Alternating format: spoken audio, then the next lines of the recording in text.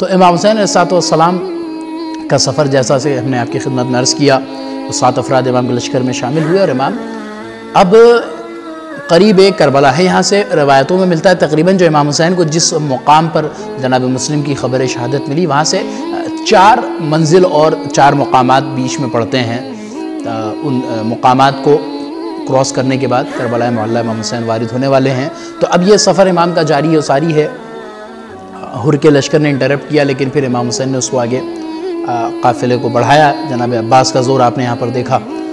خیر، اب اس طرح کے اور بھی متعدد واقعات میں اس لیے ہمیشہ کہتا رہتا ہوں کہ کربلا ایک مکمل درسگاہ ہے، ایک مکمل یہاں پر آپ کو ساری چیزیں مل جائیں گی، اور سفر کربلا بھی ایک بہت ہی اہم موضوع ہے جس پہ ہمیں کام کرنا چاہیے کہ امام حسین نے سفر میں کیا کیا کام کیے ہیں۔ آپ دیکھیے امام حسین جب امام وقت ہیں تو امام وقت ہر حالت میں امام وقت ہوتا ہے، یہ ہم نے پہلے بھی عرض کیا، چاہے جس سچویشن میں، چاہے امام حسن کا مسئلہ ہو صلح کا، وہاں بھی امام ہے، چاہے امام حسین کا قیام ہو، وہاں بھی امام ہوتا ہے۔ تو جب امام اپنے عہدے پر ہے تو ہر جگہ پر وہ کار امامت انجام دے گا، اور امام کی خاصیت یہ ہوتی ہے کہ چونکہ وہ اللہ کی طرف سے منتخب کردہ ہوتا ہے، تو ہر مقام پر، ہر کوالٹی میں، ہر صفت میں وہ بندوں سے سب سے جدا ہوتا ہے، سب سے بلند ہوتا ہے، یہ اس کی خاصیت ہوتی ہے۔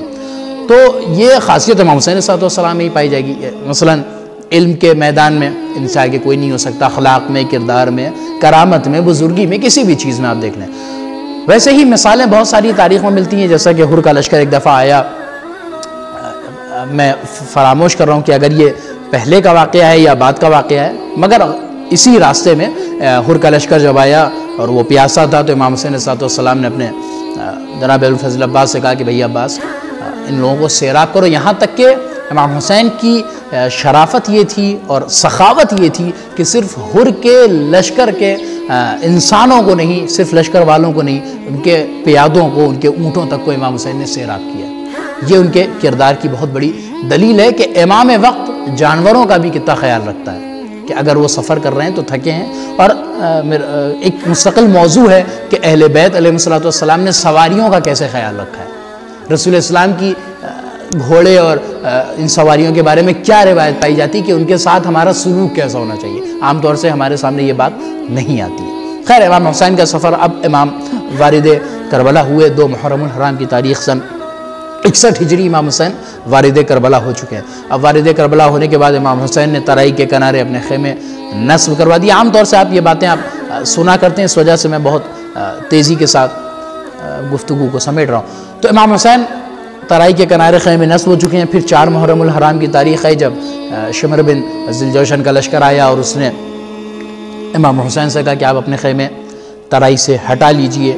اب آپ سوچئے کتنے کرب کی بات ہوگی، کتنی مصیبت اور صدمے کی بات ہے اس عباس جیسے شجاع اور بہادر بھائی کے لیے کہ جس نے اپنے ہاتھوں سے خیمے نصب کیے ہوں اور پھر حکم امام پر خیموں کو ہٹانا پڑا ہو۔ ایک واقعاً ضبط کی بات ہوتی ہے۔ عام طور سے ہمارے جذبات جو ہیں وہ عقل پر غالب آ جاتے ہیں، لیکن یہ جناب ابوالفضل عباس کی بزرگی، ان کا شرف ہے، ان کا اخلاق ہے کہ کبھی بھی کسی بھی مقام پر امام وقت سے آگے اپنی عقل کو، اپنے جذبات کو نہیں بڑھانے، کہیں بڑھنے نہیں دیا۔ ہمیشہ رکاب رہی ہے اور ہمیشہ لگام امام کی ہاتھ میں رہی ہے۔ جناب ابوالفضل عباس کبھی بھی آپ کہہ سکتے ہیں کہ بے لگام نہیں ہوئے، اپنے جذبات کو آگے رکھیں۔ کیونکہ امام وقت کی منزلت کو جانتے تھے، سمجھتے تھے۔ ہماری اور آپ کی طرح آج کے زمانے میں نہیں ہے، ہم اپنے جذبات کو امام سے زیادہ سمجھتے ہیں، ہم اپنے حوصلوں کو امام سے زیادہ، یعنی ہمارے اندر جتنا درد ہے اتنا امام کے اندر نہیں پایا جاتا، معاذ اللہ ہم یہ سوچتے ہیں۔ ایسا نہیں ہے، ہمیں ہر قدم پر یہ دیکھنا ہوگا کہ اہل بیت کیا چاہتے ہیں، بعد میں ہمارے جذبات آئیں گے۔ جذبات کی کوئی حیثیت نہیں اہل بیت کے حکم کے آگے، کوئی حیثیت نہیں۔ تو یہاں پر اگر جذبات سے جناب الفضل عباس کام لیتے تو کیا کسی کی ہمت تھی جو خیموں کو ہٹوا لیتا؟ نہیں، لیکن حکم امام میں اتنا زیادہ سر جھکانے والے تھے، اتنا اطاعت گزار تھے کہ امام نے کہا ہے تو خیموں کو ہٹانا ہے، چاہے پیاسے رہ جائے امام۔ اب یہاں پہ 4 محرم الحرام کو خیمے ترائی سے ہٹا لیے گئے، دور کر لیے گئے۔ اب جو پانی تھا، دستیاب تھا، وہ پانی چلتے چلتے یہاں تک کہ اب یہاں پر روایت کہتی ہے کہ 7 محرم الحرام وہ تاریخ تھی کہ جب خیمہ امام حسین علیہ السلام میں اب پانی ختم ہو گیا، جتنا سرمایہ تھا ختم ہو چکا، اب اہل بیت حرم کی پیاس کے آثار نمودار ہو گئے۔ اسی اسنا میں اب 8 محرم آئی، 9 محرم الحرام کی تاریخ ہے، اس میں کئی سارے واقعات ہیں، میں بہت ہی مختصر کر رہا ہوں، بالکل وقت نہیں ہے، بہت سارے واقعات ہیں۔ یہ جو 8 دن کا سفر امام حسین کربلا کے میدان میں رہے ہیں، اس مسلسل سفر میں تقریباً عمر سعد سے، جو ابن زیاد کی طرف سے کمانڈر تھا، اپوائنٹ کیا گیا تھا کربلا کے لیے، اس سے خط و کتابت چلتی رہتی تھی، مستقل چلتی تھی، براہ راست چلتی تھی، اور کئی دفعہ قاصد آتا تھا، پیغام لے جاتا تھا۔ اور روایتوں میں ملتا ہے کہ عمر سعد آخر حد تک امام حسین سے جنگ کرنا نہیں چاہتا تھا، وہ جنگ نہیں، کیوں؟ احترام نواسۂ پیغمبر تھا ذہن میں، وہ جنگ نہیں کرنا چاہتا تھا، خوریزی سے بالکل گریزہ، یہاں تک کہ آخر امام کی جب خط و کتابت بھی ہوئی ہے اور امام نے وہاں پر بھی عمر سعد کو یہ خط لکھا ہے، اور جب گفتگو ہوئی ہے تو اس میں بھی امام نے یہ بات منشن کی ہے کہ تم ہمیں یا تو عراق سے جانے دو، ہم تمہاری حکومت ہی میں نہیں رہیں گے کہ تم ہم سے حکومت کا مطالبہ کرو۔ اس کے علاوہ بعض روایتیں جو اس بات کی طرف اشارہ کرتی ہیں کہ جو عام طور سے علماء بیان کر رہے ہیں، اور اس پر اعتراضات بھی اب ہونے لگے ہیں، حالانکہ ایسا نہیں روایتوں میں پایا جاتا ہے۔ جناب ابو الفضل عباس صلی اللہ علیہ وسلم کی شہادت میں ہی میں اس کو بیان کروں گا کہ امام نے کا ارادہ بھی یہ تھا کہ امام نے ہند کی طرف، جو اس کو سندھ کہا جاتا تھا، امام نے اس طرف بھی اشارہ کیا ہے کہ یا تو مجھے اس طرف جانے دو۔ یہ اس طرح کی روایتیں موجود ہیں، پائی جاتی ہیں۔ خیر، امام حسین 9 محرم الحرام کی تاریخ آئی، شب کا وقت، رات ہوئی، امام نے کہا کہ بھئی ایسا ہے کہ ہمیں کم سے کم 1 شب کی مہلت دے دو۔ امام نے شب کی مہلت مانگی، اور کس لیے مانگی؟ یہ ایک بہت اہم پیغام ہے ہم سب کے لیے کہ چاہے جتنی پریشانی ہو، چاہے جتنے مصائب ہو، پیاسے ہیں اہل بیت، 3 دن، تیسرا دن ہونے والا ہے 10 محرم کو، 2 دن ہو چکے ہیں، بچے ہیں، عورتیں ہیں، خواتین ہیں، 6 ماہ کا بچہ ہے، اتنے شدید پیاسے ہیں، لیکن اس کے باوجود مہلت مانگ رہے ہیں امام حسین۔ کس چیز کے لیے نہیں مانگ رہے؟ مہلت مانگ رہے ہیں تو کس لیے کہ ہم آخری رات اپنے رب کی عبادت کر لیں، جی بھر کے عبادت کر لیں۔ تو یعنی امام حسین کا یہ پیغام ہے، جتنی بھی شدید مصیبت ہو، تم اپنے خدا کو کبھی فراموش نہ کرو، اگر وہ خدا تمہارے ساتھ ہوگا، تمہارے مقصد کو ضرور بضرور کامیابی ملے گی۔ اور یہ کامیابی آپ کو دکھے گی جب 10 محرم الحرام کو امام حسین نے جو کارنامہ انجام دیا۔ الغرض رات بھر عبادتوں میں گزری، یہاں پر اصحاب امام حسین صلی اللہ علیہ وسلم بھی موجود ہیں، ان کی جانثاری کی دلیلیں موجود ہیں، روایتوں میں ملتا ہے کہ کس طرح سے انہوں نے جافشانی کی، اور امام حسین کی آزمائش کے باوجود بھی یہ افراد امام حسین کو کلی طور پر سب چھوڑ کر نہیں گئے، یہاں تک کہ سب نے گردنوں پہ اپنی تلواریں رکھ لیں کہ ہم اپنی جان دے دیں گے مگر آپ کی حمایت سے ہاتھ نہیں کھینچیں گے۔ تو یہ کردار امام حسین تھا کہ جو لوگوں کو جان کے خوف کے مارے بھی بھاگنے نہیں دے رہا تھا۔ لوگ جانتے تھے کہ ہمیں کل مرنا ہے، امام کہہ بھی چکے ہیں کہ یہ ہمارے خون کے پیاسے ہیں، تم سے کوئی مطلب نہیں، لیکن اتنا اعتماد ہے کہ امام وقت اگر یہاں مشکل میں گھرا ہے تو ہم اسے چھوڑ نہیں سکتے۔ اس حوصلے کی بنیاد پر کہ جنت کی بھی ضمانت ہے، امام جنت کی گارنٹی لے چکے ہیں، وہ ساری باتیں اپنی جگہ۔ آپ خطبہ امام حسین کے شب عاشور کے دیکھیں تو کتنے بہترین امام نے جملے کہے ہیں اس رات، لیکن اس کے باوجود بھی جانثاری کا عالم یہ ہے کہ کسی ایک نے بھی یہ نہیں کہا کہ امام حسین ہم آپ کو چھوڑ کے جا رہے ہیں۔ امام نے بہت سارے آپشن دیے، یہ کہا کہ تمہیں شرم آ رہی ہے تو ہمارے بنی ہاشم میں سے کسی ایک کا ساتھ لو، ہاتھ پکڑو اور لے کے چلے جاؤ، یہ تمہیں باہر تک چھوڑائیں گے۔ مگر کسی نے پھر بھی امام کو نہیں چھوڑا، کسی بھی حالت میں امام کو نہیں چھوڑا۔ اب آپ سوچئے یہی پر وہ بھی جواب ملتا ہے کہ امام حسن نے جنگ کیوں نہیں کی اور امام حسین جنگ کیوں کر رہے ہیں۔ وہاں پر امام حسن کے مسئلے میں یہ تھا کہ کوئی ایک ایسا نہیں تھا کہ مولا چلیے آپ لڑیے ہم آپ کے ساتھ ہیں۔ یہاں امام حسین کہہ رہے ہیں کہ تم جاؤ اور لوگ جانے کو تیار نہیں۔ تو کتنا فرق ہے ساتھیوں میں۔ تو وہاں پہ لوگ جنگ کے لیے تیار ہی نہیں تھے۔ امام نے کہا بھی تھا کہ تم مرنا چاہو، اگر تم جان کا اپنا سودا کرو تو ٹھیک ہے آگے بڑھو، میں راضی ہوں، لیکن کوئی راضی ہی نہیں تھا۔ یہاں لوگ خود آگے بڑھ رہے ہیں کہ ہم جان دیں گے۔ خیر، معرکہ سجا اور پھر ایک تاریخ کا ایک عظیم کارنامہ جو امام حسین کی طرف سے انجام پایا، وہ کارنامہ یہ تھا کہ ہر کہ جو اب تک فوج اشقیہ میں تھا، اور آپ نے ابھی تک کے سفر میں ہر کو بھی دیکھا جس نے لاجام فرس پہ امام حسین کی ہاتھ بھی ڈالا، اور وہیں پر اس کے بعد سے 9 محرم الحرام کی رات گزری اور 10 کی صبح یعنی نماز فجر کا وقت اور ہر لشکر امام حسین میں شامل ہو گیا۔ یہ کیوں آیا اور ایسا کیوں نہیں ہوا کہ ان کے لشکر سے کوئی ان کی طرف چلا جائے؟ تاریخ میں ایسا تو کچھ نہیں ملتا کہ لشکر امام حسین سے کوئی شخص چلا گیا ہو عمر سعد کے لشکر میں، ابن زیاد کے لشکر میں نہیں گیا، مگر ادھر سے ادھر آئے ہیں۔ اور روایت میں ملتا ہے، میں 2 شہداء اس وقت میں ان کے نام بھول رہا ہوں، شب عاشور 2 افراد جو سگے بھائی تھے، قبیلے کے تھے اور عمر سعد کے لشکر میں تھے، شب عاشور یہ دونوں افراد، عام طور سے ذکر نہیں ہوتا، یہ دونوں افراد امام حسین کے لشکر میں شامل ہوئے ہیں۔ یعنی جناب حر کے علاوہ بھی لوگ امام حسین کے لشکر میں آئے ہیں، چونکہ ہمارے سامنے روایتیں نہیں آتی اس وجہ سے بیان نہیں ہو پاتا، ورنہ 2 افراد امام حسین کے لشکر میں، یہ 2 بھائی تھے سگے جو شہدائے کربلا میں سے ہیں، 72 میں ان کا بھی شمار ہے۔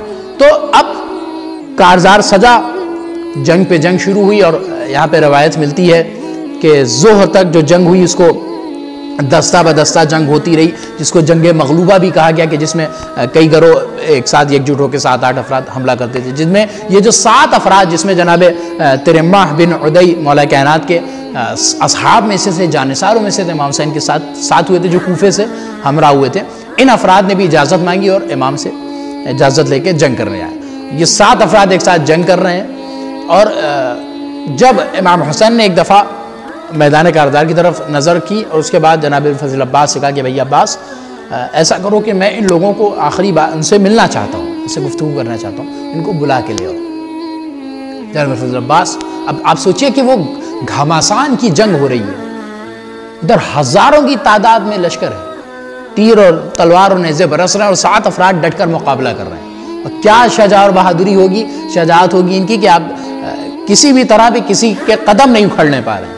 7 افراد اپنی جگہ استقامت کے ساتھ ڈٹے ہوئے۔ جہاں ابو الفضل عباس آئے، انہوں نے دور سے دیکھا ان کو جنگ میں مصروف، اور اس کے بعد آواز دی کہ تم کو فرزند پیغمبر نے یاد کیا ہے۔ کہا کہ ہم تو مولا یہ لشکر روکے ہوئے ہیں، یہاں پہ ہم جنگ میں مصروف ہیں۔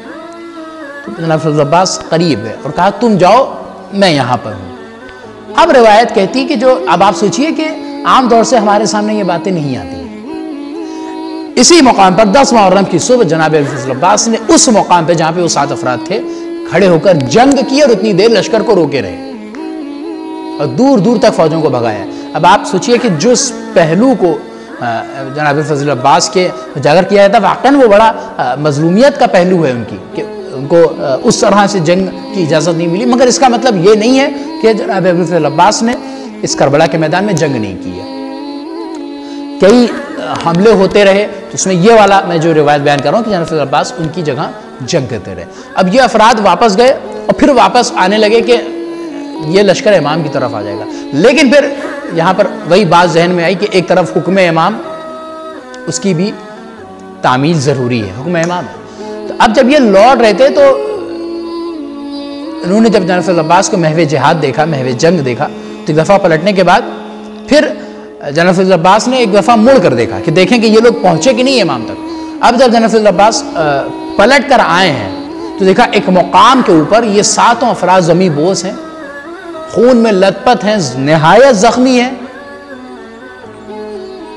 اور شہید ہو چکے ہیں۔ ہوا کیا کہ وہاں پر یہ افراد رک کر پھر اسی لشکر کو روکنے لگے تھے اور جنگ کرنے لگے تھے امام کی حفاظت کے خاطر، کہ امام پر کوئی حملہ نہ کرنے پائے۔ تو اس طرح سے آپ دیکھیں کہ جانثاری کی مثالیں کربلا کے میدان میں۔ تو ظہر کے وقت جنگ مغلوبہ کا عالم رہا، اور ادھر زوال کا وہ وقت تھا کہ جناب ابو سمامہ سائدی یا سیداوی روایتوں میں 2 جملے ملتے ہیں، تو انہوں نے امام سے کہا کہ مولا وقت نماز ہو چکا ہے اور ہم چاہتے ہیں کہ آپ آخری نماز آپ کی اقتدا میں پڑھیں۔ اب آپ دیکھیے کہ حق کس طرف ہے، باطل کس طرف ہے۔ آپ خود محسوس کیجئے کہ کون کس چیز کا پرچم بلند کیے ہوئے ہے، کس طرف سے تیروں کی بارش ہو رہی ہے، کس طرف نماز کی بات ہو رہی ہے۔ جیسے پھر امام کی نظر، ایک دفعہ امام نے افق کی طرف دیکھا، آسمان کی طرف دیکھا، اس کے بعد کہتے ہیں ہاں ابو سمامہ تم نے سچ کہا کہ یہی اول وقت نماز ظہر ہے۔ اب آپ دیکھیے کہ اصحاب امام حسین اتنی معرفت والے تھے کہ امام وقت سے کہہ رہے ہیں کہ مولا زوال کا وقت ہو گیا۔ اب آپ سوچئے امام وقت سے بہتر کوئی نہیں ہو سکتا، اور امام وقت سے بہتر کوئی وقت نہیں بتا سکتا کہ کون سا نماز کا اول وقت ہے۔ لیکن اب آپ معرفت کا عالم دیکھیے اصحاب امام حسین کا کہ کتنی دقیق نظر ہے، جہاں پہ تلوار اور نیزوں کی بارش ہو رہی ہو وہاں نظر سورج پہ ہے کہ زوال کا وقت ہو گیا۔ اب یہاں پر ایک اعتراض بھی ہو سکتا ہے کہ کیسے ہو سکتا ہے کہ اصحاب حسین، کوئی اصحاب حسین میں سے امام حسین پر فوقیت پا جائے وقت کو بتانے میں؟ سوال اس کا بہت ہی خوبصورت جواب جو بزرگ عالم سید العلماء نے دیا ہے، سب سے خوبصورت جواب وہ یہ کہ جس وقت جناب ابو ثمامہ نے کہا کہ مولا وقت نماز ہو گیا، فوراً امام حسین نے نہیں کہا کہ ہاں ہو گیا، امام نے آسمان کی طرف دیکھا، پھر کہا ہاں یہی نماز کا اصل وقت ہے. یعنی جب تک انہوں نے کہا تھا تب وقت اول وقت نہیں ہوا تھا. اب جب امام حسین نے دیکھ کر کہا کہ ہاں یہی وقت نماز ہے تو اول وقت ہو گیا تھا. یعنی امام وقت سے کوئی وقت شناسی میں آگے نہیں ہو سکتا. اور امام نے جملہ کہا قد جعلک اللہ من المصلین، اے ابو ثمامہ تم نے نماز کو یاد کیا ہے، اللہ تمہیں نماز گزاروں میں شمار کرے، اللہ تمہیں ذکر کرنے والوں میں شمار کرے. اس کے بعد صف بند گئی، نماز پڑھائی گئی. جناب سعید اور جناب زہیر سینہ سپر امام حسین کے سامنے کھڑے ہیں کہ کوئی تیر نہ آنے پائے. اب آپ سوچئے کہ ادھر نماز کی صف بندھی ہے اور اس طرف سے تیروں کی بارش ہو رہی ہے، تو کدھر کون سا اسلام ہے آپ خود دیکھ سکتے ہیں. اور مد مقابل کون تھا یہ بھی آپ فیصلہ کر سکتے ہیں خود تاریخ کی روشنی میں. کون نماز کو بچا رہا تھا اور کون اپنی حکومت بچانے کے چکر میں تیر برسا رہا تھا. یہ فرق آپ کو کربلا کے میدان میں خود بخود نظر آ جائے گا. خیر نماز ہوئی، نماز تمام ہوئی، اور یہی وہ وقت تھا کہ جناب سعید اور زہیر نے دم توڑ دیا. اس وقت تک جان نہیں نکلنے دی جسم سے جس وقت تک امام کی نماز مکمل نہیں ہوئی. تیر آتا تھا تو اپنے سینے پر، اپنے ہاتھوں پر، اپنے گلے پر روک لیتے تھے. یہ جانے ساری کا جذبہ تھا. اب اس کے بعد اصحاب امام حسین قتل ہو چکے ہیں. اب یہاں پر بنی ہاشم کی باری آتی ہے.